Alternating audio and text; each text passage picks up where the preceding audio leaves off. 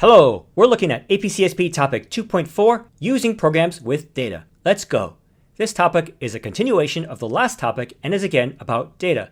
In this topic, they'll ask you to combine data with programming, which is why in my class, I do this topic after we go over all of the programming topics.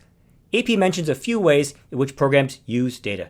The first I'll mention is filtering, and you don't need to know what this filtering vocab word means, but it's stuff you've definitely seen before.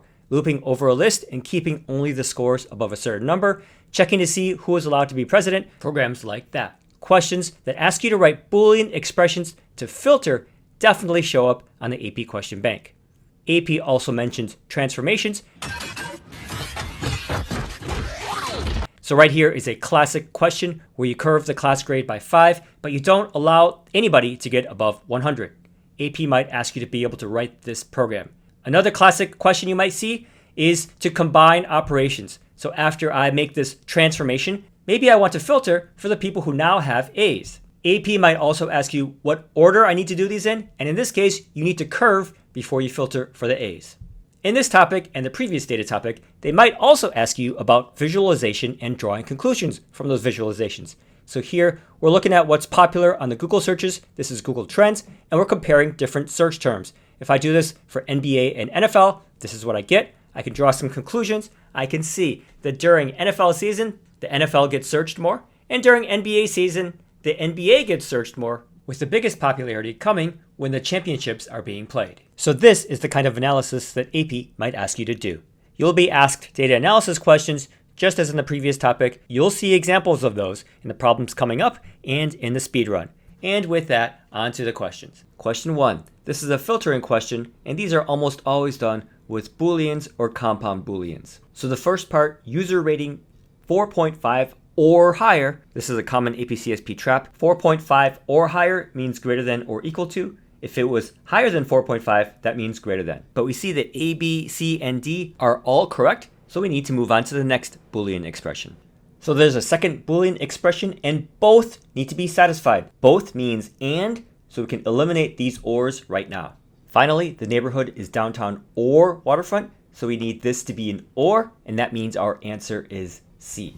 So this kind of question shows up a lot in the question bank. They say it's a data question, but really it's just a Boolean question. Question 2. We have some data. They want you to filter, then sort. And basically they're asking if it's commutative, if the order matters. This is a common type of question you'll see. I asked Gemini to give me some data to illustrate it. You'll need to do this manually during the exam. Sequence 1 gives me this table at the end, and sequence 2 gives me this table at the end. You see that they're the same. You also see that they're both correct, so your answer here is C. You do have to be careful. They will not always be the same. Operations are not always commutative.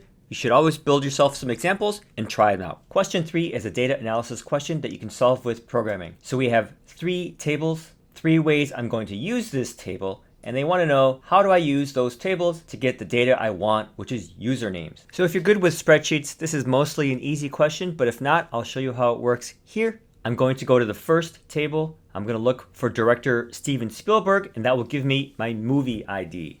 Then I'll go to my second table, watch history. From my movie ID, I can get my account ID. Then I go to the third table, I have the account ID, and from that, I can get the username. If you've done topic 5 already, you can recognize this as a privacy issue, but that's how it is. Your answer here is D. Question 4 is more data analysis. We're given this data here, and we want to figure out what can be determined. Well, A can't be determined. You have average delivery times, but you don't have individual delivery times. So A is not the answer. B is also not the answer because we don't have data on individual orders. C is your answer. We can calculate this by taking the total revenue and dividing by the total orders. D, again, we can't solve. We don't have this individual data, and the answer here is C. Question 5 is like a math story problem. The company charges $40 per day. There's also a mileage fee. Converting the $40 base rate to a formula. So that's this right here. So you know it's not C.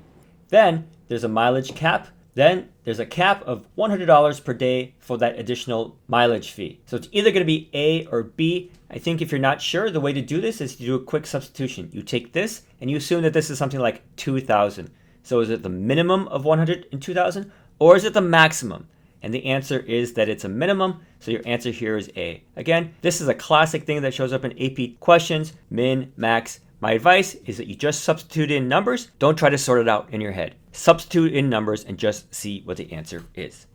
So I hope this was useful to you. If it was, please give this video a like and subscribe to my channel. I'll see you next time.